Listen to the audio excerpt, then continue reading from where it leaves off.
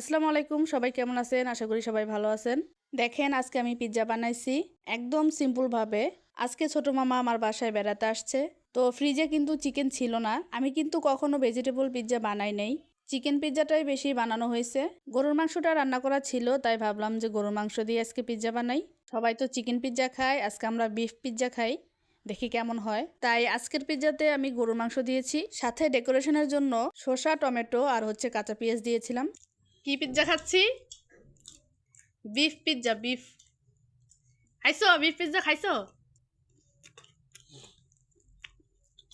Beef pizza খাইছ নাকি? দেখো চিকেন পিৎজা খাইছো, চিকেন পিৎজা খাইছো, বিফ পিৎজা খাইছো? ধন্যবাদ তোমার। আমরা বিফ পিৎজা বানাইছি, এই যে। তো আপনাদের কাছে যদি ভিডিওটি ভালো লেগে থাকে তাহলে অবশ্যই কমেন্টে জানিয়ে যাবেন কেমন হয়েছে। আল্লাহ হাফেজ।